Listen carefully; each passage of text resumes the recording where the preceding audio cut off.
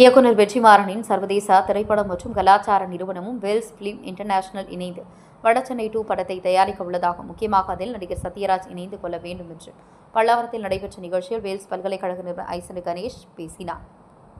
சென்னை பல்லாவரத்தில் உள்ள வேல்ஸ் பல்கலைக்கழகத்தில் இயக்குனர் வெற்றிமாறனின் பன்னாட்டு திரை பண்பாட்டு ஆய்வகம் மற்றும் வேல்ஸ் பல்கலைக்கழகம் இணைந்து தமிழ் பேசிய சினிமாவை தமிழ் சினிமாவாக மாற்றிய பாரதிராஜா என்ற தலைப்பில் நிகழ்ச்சி நடைபெற்றது.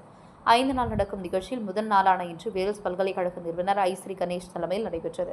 நிகழ்ச்சியில் சிறப்பு விருந்தினராக திரைப்பட இயக்குனர் அமீர், முன்னாள் மேயர் சைதை துரைசாமி, நடிகர் சத்யராஜ், நடிகர் ரேகா, இயக்குனர் அமீர், திரைப்பட தயாரிப்பாளர் தனஞ்சயன் ஆகியோர் கலந்து கொண்டு சிறந்த புகைப்பட கலைஞர்களுக்கு 25,000 முதல் 1 லட்சம் ரூபாய் வரை காசோலைகளை பரிசாக வழங்கிய சிறப்பு விருந்தினர்கள் வாழ்த்து தெரிவித்தனர். இதில் திரைப்பட கலைஞர்கள், தயாரிப்பாளர்கள், கல்லூரி மாணவ மாணவிகள் உட்பட ஏராளமானோர் கலந்து கொண்டனர். பின்னர் செய்தியாளர்களை சந்தித்த வேல்ஸ் பல்கலைக்கழக நிறுவனர் ஐஸ்ரீ கணேஷ் பேசுகையில், இயக்குனர் வெற்றிமாறனின் சர்வதேச திரைப்படம் மற்றும் கலாச்சார நிறுவனமும் வேல்ஸ் பிலிம் இன்டர்நேஷனல் இணைந்து வடசென்னை 2 படத்தை தயாரிக்க உள்ளதாகும். முக்கியமாக அதில் நடிகர் சத்யராஜ் இணைந்து கொள்ள வேண்டும் என்று கூறினார். மேலும் வேல்ஸ் மியூசிக்கல் கம்பெனியை இப்போதுதான் தொடங்கியுள்ள இனிவரும் காலங்களில் சிறந்த பாடல்கள் கொடுப்பதாக தெரிவித்தார். முன்னதாக பேசிய நடிகர் சத்யராஜ், எம்ஜிஆர் அவர்களின் ஒரு சில தத்துவ பாடல் வரிகளை பாடிவர் மாணவர்கள் இதுபோன்று சிறப்பான கல்வி முறையை பெற்று சமூகத்தில் சிறந்து விளங்க வேண்டும் என்று அறிவுரை கூறினார். அனைவருக்கும் வணக்கம். என்னுடைய அண்ணன்மார்களுக்கும் அக்காமார்களுக்கும் வணக்கம். நான் எப்பவுமே மனசுல எல்லாமே இங்க மேடையில் இருக்கிறவங்களை பத்தி பேச போனாலே எனக்கு 2 மணி நேரம் ஆகும். வெற்றிமாறன் சாரை பத்தி, அமீர் சாரை பத்தியும், வேல்ஸ் கணேஷ் சாரை பத்தியும், அல்போன்ஸ் சிவசாமி அவரை பத்தியும் எல்லாரையும் பத்தி பேச ஆரம்பிச்சா, அவங்கள பத்தி பேச ஆரம்பிச்சாலே அவ்வளவு நேரம் ஆகுனா, அப்ப ரேகாவை பத்தி பேச ஆரம்பிச்சா அவ்வளவு நேரம் ஆகும். என்னுடைய முதல் காதல் கதாநாயகி இல்ல. நான் சினிமால எங்க காலத்துல எங்களுடைய மிகப்பெரிய கனவு, எங்களுடைய மிகப்பெரிய பிரமிப்பு பாரதி ராஜா என்ற ஒரு அற்புதம் தான். பாரதி ராஜாங்கிறது ஒரு அதிசயம். நான் 1976 சினிமா சான்ஸ் தேடி சென்னைக்கு வரும்போது நான் இங்க பார்த்த முதல் படம் 16 வயது படம். அப்போ எங்களுக்கு எல்லாம் பெரிய ஏக்கம் பாரதி ராஜா சார் படத்துல எப்படியாச்சும் ஒரு சான்ஸ் கிடைச்சிடாது அப்படின்ட்டு. அது நிறைய காமெடி விஷயங்கள் சொல்லப்போனா ரொம்ப லேட் ஆயிடும். அடுத்தது கிழக்கே போமுறையில் அப்படின்னு ஒரு படம் எடுக்கிறாங்கன்னு சொன்னோம்னா, உஸ்மான் ரோட்ல அந்த ப்ரொடியூசர் ராஜகண்ண ஐயாவுடைய ஆபீஸ் இருக்குது. அங்க நானே சான்ஸ் தேடி போய் உட்காந்து லைனா உட்காந்துருக்காங்க ஆளுகள். இதுக்கு நடுவில் பர்சனாலிட்டி வைஸ் தான் யோசிப்போம். என்னடா நம்ம மூச்சுக்கு தான் சான்ஸ் கிடைக்குமான்னு பார்த்துட்டே இருக்கிறேன். அப்படியே என் கூட இன்னொரு ஃப்ரெண்டு வந்தா மற்றவங்க எல்லாம் கமெண்ட் பண்ணிட்டு இருக்கிறோம்.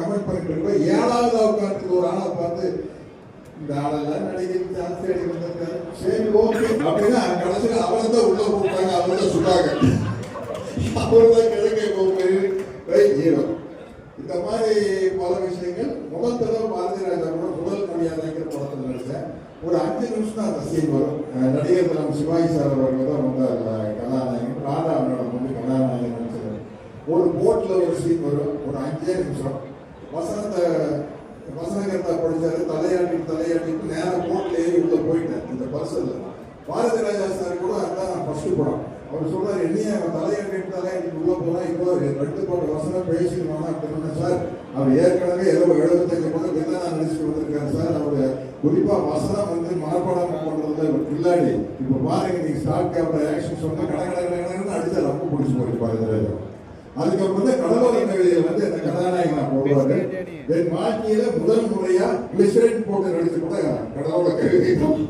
அது வரைக்கும் 75 படத்துல வில்லன் தான்.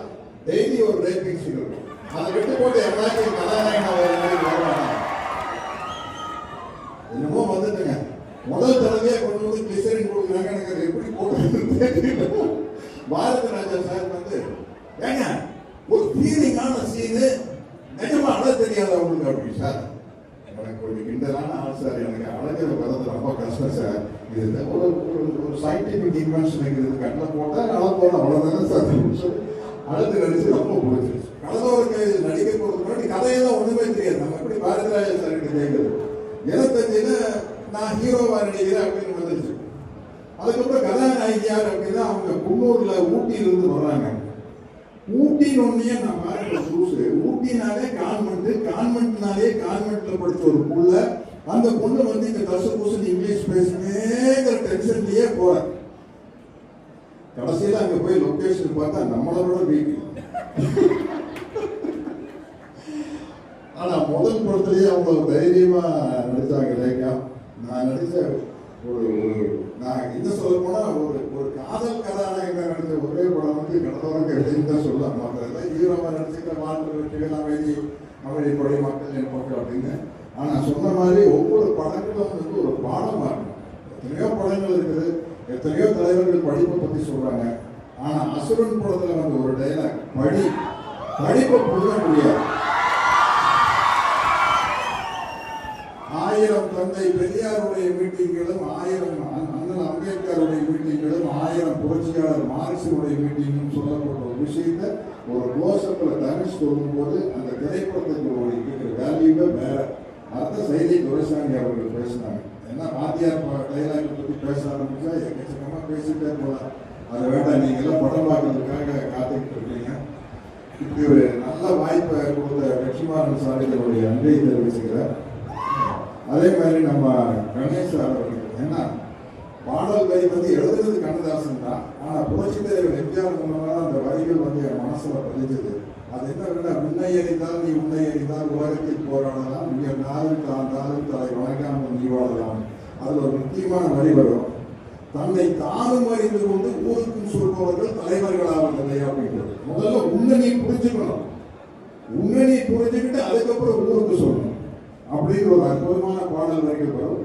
அதே பாடல ஒரு பாடல் வரிகளை சொல்லி உங்களை எல்லாம் வாழ்ந்த இந்த பாடல் வரிகள் உங்களுக்கும் வாழ்க்கையில் நிஜமாக வேண்டும். மாபெரும் சபைகளை நீ நடந்தால் உனக்கு மாலைகள் வழ வேண்டும், ஒரு மாற்றுக்குறையாத மன்னவர் என்று போற்றிட்டு வாழ வேண்டும். நன்றி.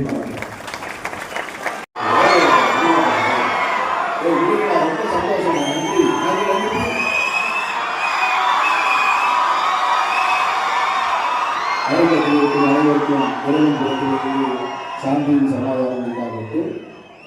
ஒரு அருமையான நிகழ்ச்சி. பாரதி ராஜா என்கின்ற ஒரு மாபெரும் கலைஞர். அந்த ஒரு வாசகம் இருந்தது மேலே பாரதி ராஜாவுடைய படங்களை பற்றி சொல்லும்போது, தமிழ் பேசிய சினிமாவை தமிழ் சினிமாவாக மாற்றியது அப்படின்னு. அதனுடைய அர்த்தம் உங்களுக்கு புரியுமான்னு தெரியல. திரைப்படங்கள் எல்லாமே அரங்குகளுக்குள்ள தான் இருந்தது, ஸ்டுடியோன்னு சொல்லக்கூடியதுக்குள்ள தான் இருந்தது. அந்த ஸ்டுடியோவில் இருந்த சினிமாவை முதல் முறையாக நாம் வாழ்ந்து கொண்டிருக்கக்கூடிய மண்ணுக்கு ஊருக்கு கடத்திட்டு போனவர் தான் பாரதி ராஜா என்கின்ற மாபெரும் கலைஞர். அவர் செஞ்ச அர்ப்பணிப்பை வந்து யாருமே நினைச்சு கூட பார்க்க முடியாது. இப்போ பாரதி ராஜான்ற ஒரு இயக்குனர் இல்லைன்னா என்னை போன்றவர்கள் எல்லாருமே வந்து சினிமாவுக்கு வந்திருக்கிறது கஷ்டம். ஏன்னா சினிமா என்றாலே நாயக பிம்பங்கள், ஹீரோ ஒர்ஷிப்பில் இருந்ததை ஒரு இயக்குனர் பெயரை சொல்லி நான் பாரதி ராஜா படத்துக்கு போறேன், பாரதி ராஜா படம் வந்திருக்குன்னு சொல்ற அந்த பெயரை தமிழ் சினிமாவுக்கு முதல் முறையாக பெற்று தந்தவர் பாரதி ராஜா அவர்கள். அப்படிப்பட்ட ஒரு மாபெரும் மனிதருக்கு அவருடைய திரைப்படங்கள் குறித்து இங்கே ஒரு விழா எடுக்கப்பட்டிருக்கு. அந்த விழாவை இயக்குனர் வெற்றிமாறன் எடுத்தது சிறப்பு இல்லை, என்னை பொறுத்தமட்டில். எனக்கு ஒரு கருத்து எப்பொழுதுமே, பணம் வச்சிருக்கவங்களாம் பணக்காரன் கிடையாது. அந்த பணத்தை பிறருக்கு பயன் தரக்கூடிய வகையில் செலவு செய்கிறவங்க தான் உண்மையான பணக்காரன் நான் அடிக்கடி சொல்லுவது. அந்த வகையில் மரியாதைக்குரிய அண்ணன் செய்தி துரைசாமி அவர்களும் அண்ணன் கணேசன் அவர்களும் இந்த விழாவில் பங்கெடுத்துக்கிட்டது தான் எனக்கு ரொம்ப மகிழ்ச்சி. அவருடைய தந்தையாருடைய நடிப்பை பார்த்து எம்ஜிஆர் அவருடைய திரைப்படங்களில் ரொம்ப பாசிட்டிவாக நகைச்சுவை நடிகர் அப்படின்றதெல்லாம் தாண்டி ரொம்ப பாசிட்டிவாக ரொம்ப எனர்ஜியாக இருக்கும் எப்பொழுதுமே. அவருடைய மகனாக இருந்து இவ்வளோ பெரிய ஒரு கல்வி நிறுவனங்களை உருவாக்கி அதோடு சேர்ந்து தன்னையும் ஒரு திரைப்படத்தில் இணைச்சிக்கிட்டு இருக்கக்கூடிய அந்த மனிதர்கள் நிறைந்திருக்கக்கூடிய இந்த விழாவை நானும் பங்கேற்பதில் மிக மகிழ்ச்சி அடைகிறேன். பாரதிராஜாவுடைய படங்களை நீங்கள் புரிஞ்சுக்கணும் அப்படின்னு சொன்னால், இப்போ ஒரு திரைப்படத்தை வந்து ஏன் ஒரு எஜுகேஷன் இன்ஸ்டிடியூஷனுக்குள்ளே போடணும் அப்படின்னு சொன்னால், அவருடையது வந்து வெறும் படங்கள் மட்டுமல்ல, அதில் பாடமும் இருக்குது. அதில் நீங்கள் பார்க்க போகிற முதல் திரைப்படம் தான் கடலோர கவிதைகள். அந்த திரைப்படத்தில் மரியாதைக்குரிய ரேகா அம்மா நடிச்சிருப்பாங்க. அவங்க தான் அன்றைய திரைப்படத்தில் நாயகியாக நடிச்சிருக்கிறவங்க. ஆக சிறப்பான நடிப்பு. ஒரு டீச்சர் கதாபாத்திரத்தில் நடிச்சிருப்பாங்க கடவுள்.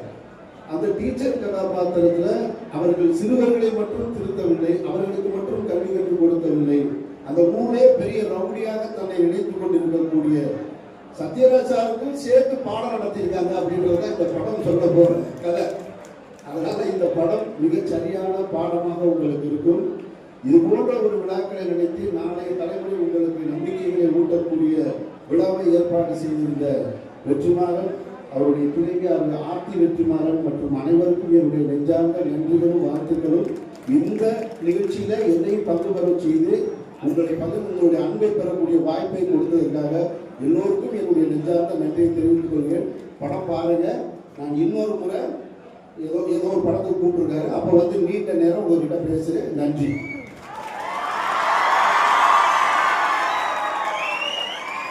நெகிழ்ச்சியான உங்கள் வார்த்தைகளுக்கு நன்றி சார்.